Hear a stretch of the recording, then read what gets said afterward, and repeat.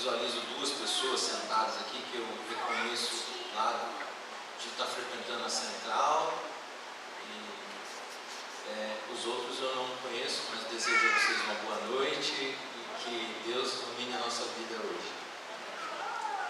Bom, eu escutei o rapaz aqui tocando e confesso que eu gostaria de saber tocar e cantar. Esse não é meu dom, mas gostaria. A gente quer às vezes coisas que não é para nós e que não sabemos.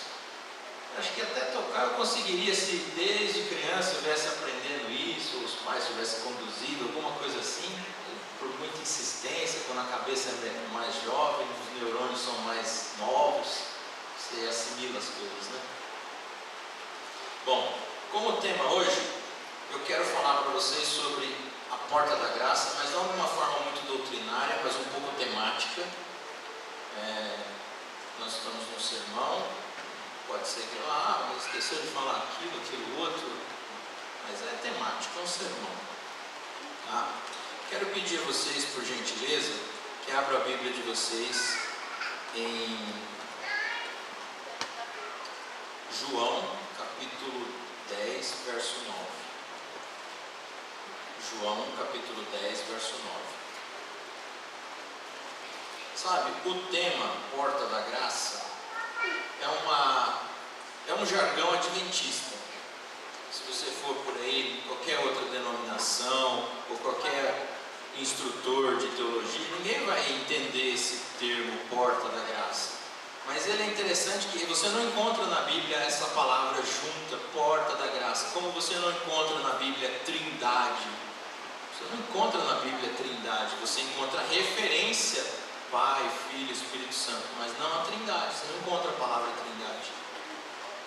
E o termo Porta da Graça também é assim. Aqui no verso, João 10, verso 9, nós encontramos o que? Eu sou a porta, se alguém entrar por mim, será salvo, entrará, sairá e achará pastagem. Mas olha que interessante, embora eu não encontre o termo junto, como eu falo, essa doutrina que nós ensinamos, nós encontramos as referências em textos bíblicos que me fazem entender que Jesus é a porta e Jesus também é a salvação. Ao mesmo tempo que ele é a porta, ele também é a salvação. Se você passar por ele, encontrará salvação, encontrará a vida eterna.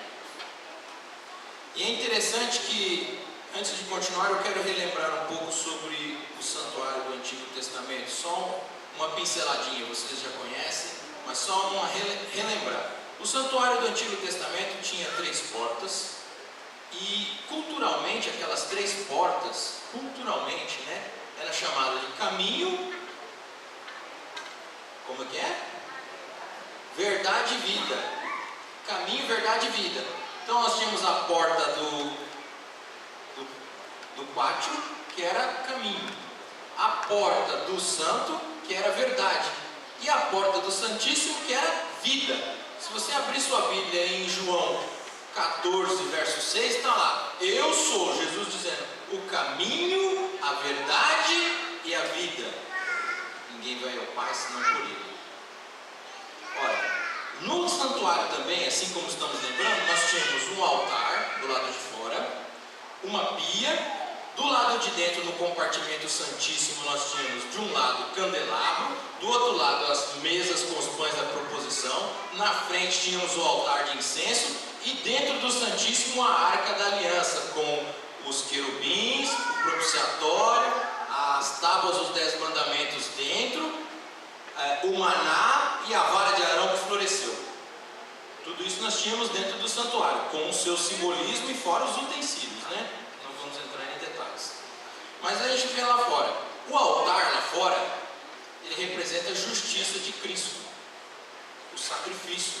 O cordeiro era imolado lá no altar, lá fora do pátio. O cordeiro era imolado lá fora. Tinha 4 chifres no altar, depois que o cordeiro morto jogava o sangue sobre a base, borrifado o sangue, aspergido o sangue nos chifres do altar. Agora tem uma coisa interessante que acontecia nesse altar, do lado de fora. Esse altar, ele queimava durante toda a noite. Isso na teologia é chamado de tamid, contínuo, a contínua adoração a Deus. O que seria uma contínua adoração a Deus? Você deve estar ligado a Cristo continuamente, o tempo todo. E como que eu me ligo a Cristo o tempo todo? Através da oração. Então todos os pontos do santuário, eles apontam para Cristo. Tudo aponta para Cristo.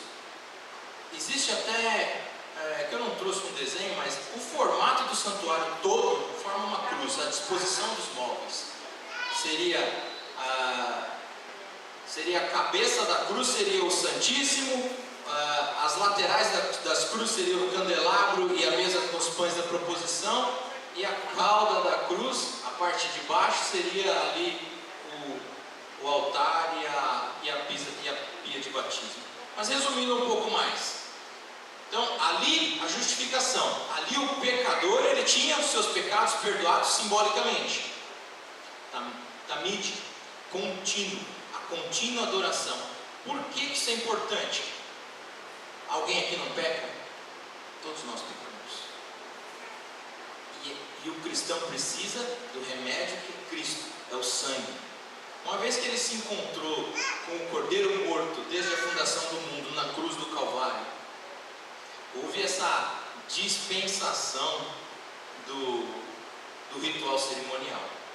Mas não significa que o princípio deixou de existir. O princípio em si, ele existe. Mas não mais é necessário então o sacrifício, como nós sabemos, bem claramente. Então, o altar do lado de fora é justificação, a pia de batismo purificação. Lá dentro nós temos também uma ministração no santo, onde acontece a santificação. Ali dentro acontece o quê? Do lado os pães da proposição, que simboliza as 12 tribos de Israel, mas também simboliza Jesus, a palavra de Deus. Jesus diz: eu sou o pão da vida. Então, os pães também simbolizam Jesus. Do outro lado, os candelabros, que simbolizam as 7 igrejas do Apocalipse, mas também simboliza o poder do Espírito Santo. Na frente, nós temos o altar de incenso, que simboliza as orações. E dentro nós temos, então, a Arca da Aliança, a Arca do Concerto, que simboliza a glorificação, aonde eu e você desejamos estar. E vamos ser glorificados na segunda vinda de Cristo, para a honra e glória do nome dele. Tá, continuando. Eu quero pedir por gentileza para você abrir sua Bíblia em Mateus, capítulo 25. Livro de Mateus, capítulo 25.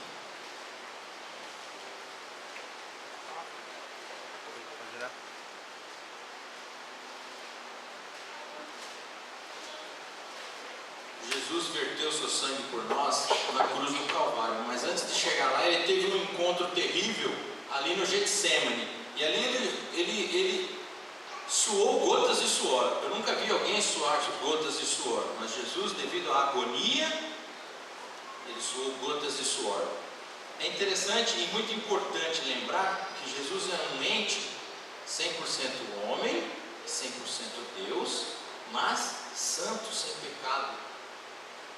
E aquele suor foi devido à ausência de comunicação entre ele e o Pai. Se você abrir sua Bíblia depois, em um outro momento, ou agora se quiser, em Isaías 23, lá está falando que Jesus tomou sobre si os nossos pecados. Em que momento esses pecados foram colocados sobre Jesus? Ali no Getsemane. E o que o pecado faz entre Deus e o homem? Separação.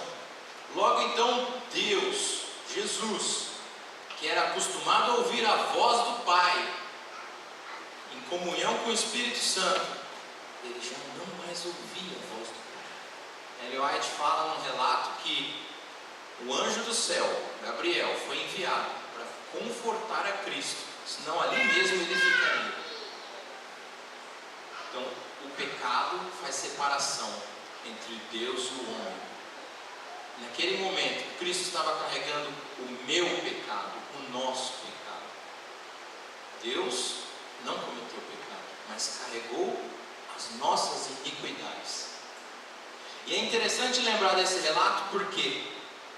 Porque nós, como cristãos, às vezes esquecemos que temos um acusador que nos acusa de dia e de noite. Nós não somos perfeitos, nós somos pecadores e somos falhos. E cada um de nós falha em algum ponto, em algum momento, ou no relacionamento, ou em algum ponto que você precisa melhorar. E ninguém melhor do que você mesmo para saber aonde você precisa melhorar. Ninguém melhor do que você e o Espírito Santo para lhe iluminar a mente, para que você chegue a Cristo. Por que é importante ouvir isso?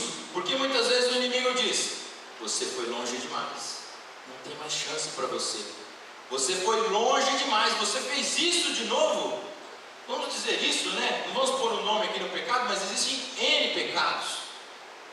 Mas ele acusa você, você foi longe demais, Cristo não pode aceitá-lo. E eu quero dizer para você agora nessa noite que não existe um pecado nesse mundo que Cristo não possa perdoar, desde que você esteja em contrição, aceite a influência do Espírito Santo na sua vida e deseje abandoná-lo.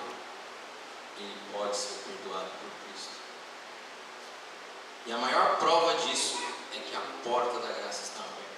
Por isso você pode ser perdoado. Alguns poderiam perguntar: mas como eu sei então que a porta da graça está aberta? Ora, no momento de angústia, você se ajoelha na sua casa ou no seu quarto e ore, fale a Deus, ou em voz alta, ou em particular, silenciosamente, não importa. Diz Ellen White que o inimigo não resiste a um cristão de joelho. Não importa se você vai conversar com Deus em voz alta ou em silêncio, particularmente, só você e seus pensamentos. Diz Mark Phelan que ele recomenda que você converse em voz alta, porque quando você começa a conversar com Deus em silêncio, logo você acaba no sono, dormindo. Então ele fala: não, converse em voz alta, não tem problema, você se concentra no que está falando. Isso é um conselho de Mark Phelan. Bom, continuando, Mateus capítulo 25. Aqui já logo no início temos o que? A parábola das 10 virgens. Quando eu vejo esse título eu fico impressionado. Poxa, 10 virgens me passa a impressão de pureza, uma coisa muito boa. Mas aí eu começo a ler o texto e eu fico assustado. Eu vou ler. Então o reino de Deus, o reino dos céus, será semelhante a 10 virgens que tomando suas lâmpadas saíram ao encontro do noivo. 5 delas eram nécias e 5 prudentes. Aí já encontramos 5 eram prudentes, 5 eram nécias. Já encontramos que a metade tinha problema. Se eu imaginar que isso é uma igreja, então a metade dessa igreja tem problema. Mas imaginamos então lâmpadas, pessoas também. Veja, no verso 3: as nécias ao tomarem a sua lâmpada, não levaram azeite consigo. No entanto, as prudentes, além da lâmpada, levaram azeite nas vasilhas. Verso 5: e tardando o noivo, foram todas tomadas de sono e adormeceram. Mas à meia-noite ouviu-se um grito: eis o noivo, sai ao encontro. Então, no verso 7, se levantaram todas aquelas virgens e prepararam a sua lâmpada. E as nécias disseram às prudentes: dai-nos do vosso azeite, porque as nossas lâmpadas estão se apagando. No verso 9, mas as prudentes responderam: não, para que não faltem a nós e a vós outras, ide ao que vende e comprai-o. No verso 10, e saindo elas para comprar, chegou o noivo, e as que estavam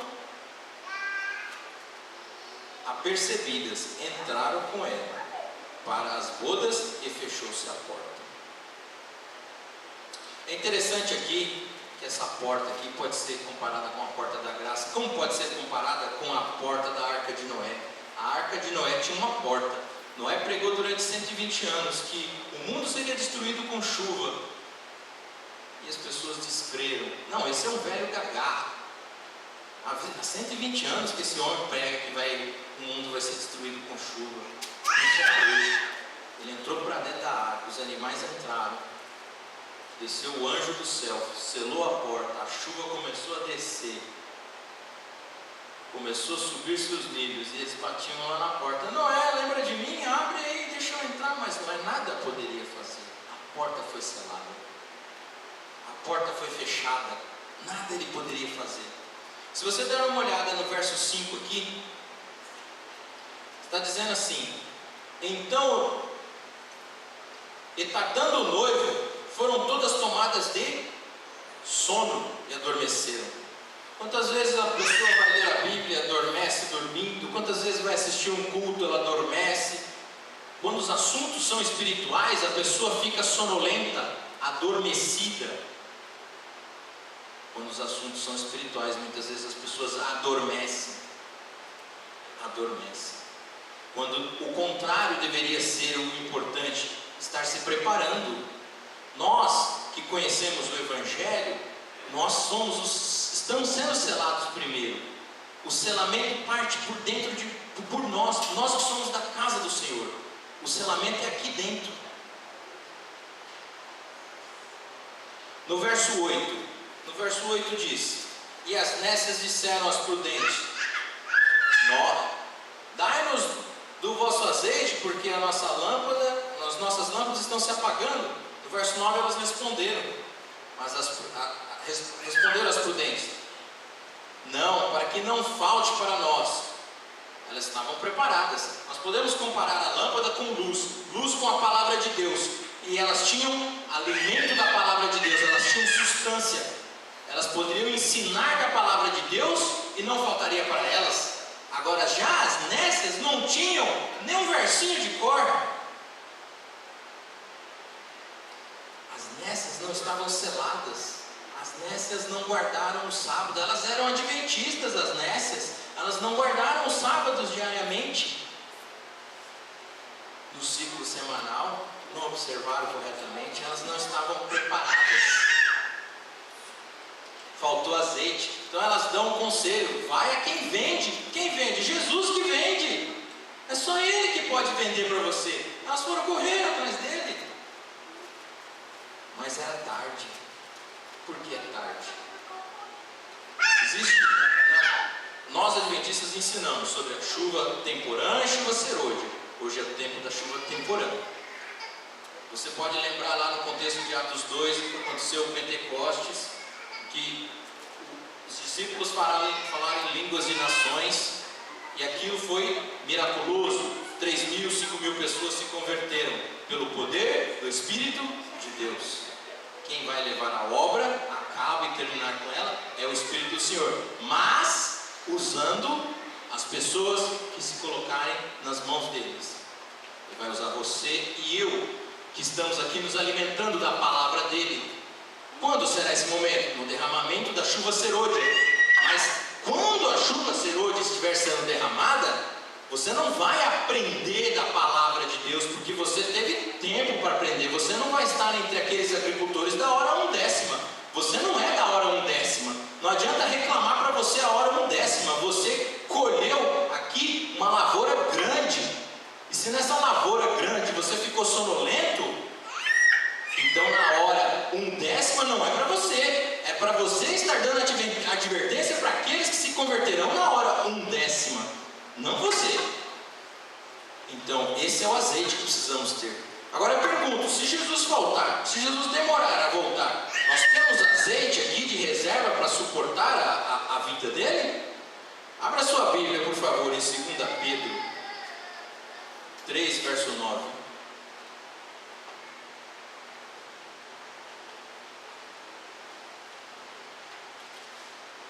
Vocês encontraram? 2 Pedro 3, verso 9. Diz assim: não retarda o Senhor a sua promessa, como alguns a julgam demorada. Pelo contrário, Ele é longânimo para convosco, não querendo que nenhum pereça, senão que todos cheguem ao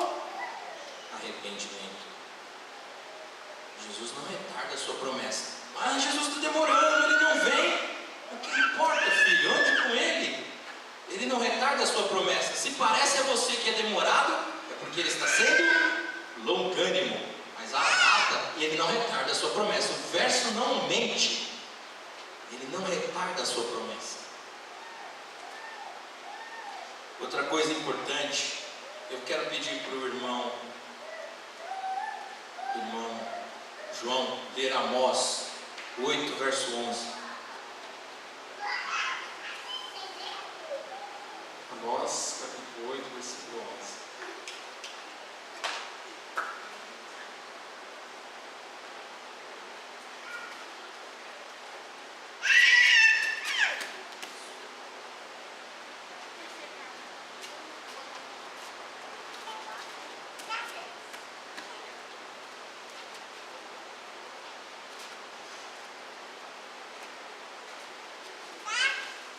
Amós 8, 11.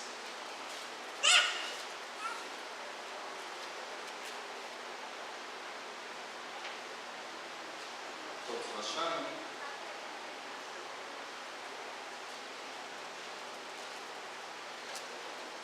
Amós 8, 11.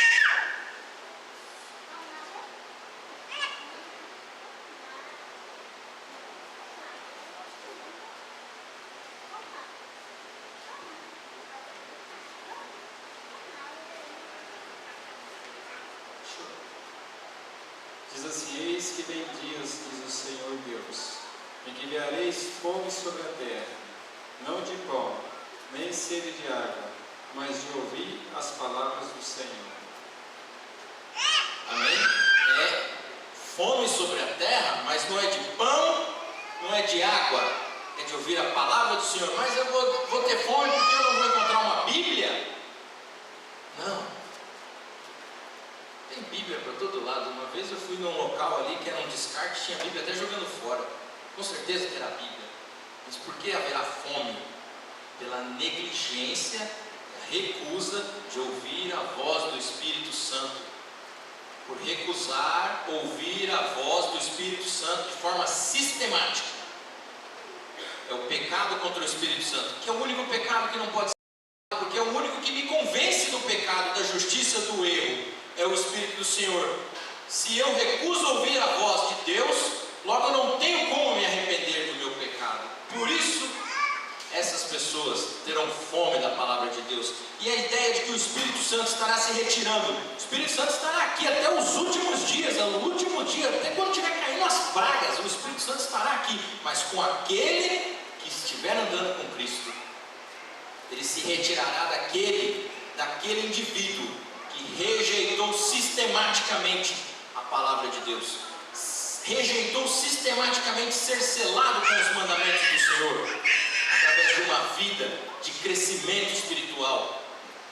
Esse sim, o Espírito se retirará. É claro, para nós adventistas que estudamos as profecias e entendemos o contexto da besta do mar com a besta da terra, que haverá uma união e haverá um decreto dominical, esse é um grande sinal. E nesse sinal, para nós que adventistas do sétimo dia, estamos aí a sairmos a pregar com o poder do Espírito Santo no derramamento da chuva serôdia, para chamarmos aqueles que serão os conversos da hora 1/10. Esse é um grande sinal para o povo de Deus. Muitas vezes as pessoas falam: mas só prega sábado essa igreja, é o sábado como selo, mas aí vem uma série de outras coisas. Tudo isso vem junto. E o sábado está em Cristo, assim como a graça está em Cristo. Alguém pode dizer: mas o sábado não salva. Não salva para quem não conhece nada sobre ele. Mas para quem conhece sobre ele e acredita, se você não observá-lo e pedir perdão, você não vai entrar no céu. Porque você não está atento. Agora, pode ter uma pessoa aí católica aí no mundo, pode ser salvo porque não conhece do sábado, mas ele será alcançado porque você ou eu daremos essa última advertência. A porta da graça está aberta e você quer ter certeza disso? Fale com Deus, peça ajuda dele e você será consolado, confortado. Você levantará os seus joelhos com a sensação de que um caminhão de concreto foi retirado das suas costas. Quem aqui já foi batizado? Eu fui. Você saiu pesado do tanque ou saiu leve? Leve? Ou saiu pesado? Sai leve, né? Mas por que sai leve? Porque tomou banho? Mas você não toma banho em casa, não sai leve? porque é uma cerimônia espiritual. E você tem naquele momento os seus pecados realmente perdoados. E isso faz você ficar leve. Se você se ajoelhar na sua casa, você vai sair leve. E quando essa porta se fechar, quando Jesus lá no céu, Apocalipse 8, verso 5, Apocalipse 16, 17, disser: está feito, está consumado. Cristo se retirar do compartimento santíssimo, do santuário celestial. Mas quando Ele se retirar de lá, não é mais para interceder por nós, não é mais para ser nosso advogado, não é mais para enviar o Espírito Santo para nos convencer. Aquele que é santo, continue santo. Aquele que é ímpio, continue ímpio. E selou-se o destino da humanidade. Se você abrir sua Bíblia em Apocalipse 3, verso 20, tem um convite a nós.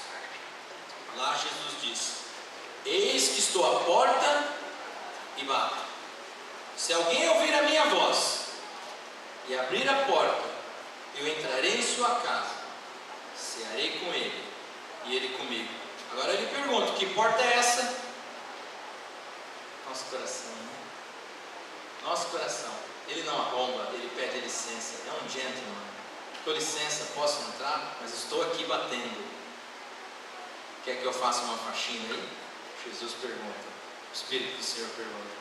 Agora eu pergunto, levante a mão. Quantos de vocês querem abrir a porta do seu coração para que o Espírito do Senhor entre e faça morada? Amém. Deus seja louvado. Temos um hino aí. Vem, Espírito Santo. Vamos cantar? Eu acho que eu tenho aqui o número. Só um minutinho. 599. Vem, Espírito Santo. Se você está alegre, se você está contente, se você quer que Ele venha morar no seu coração, cante aí, ponha o fôlego do pulmão para fora. Amém? Vem, Espírito Santo. 599.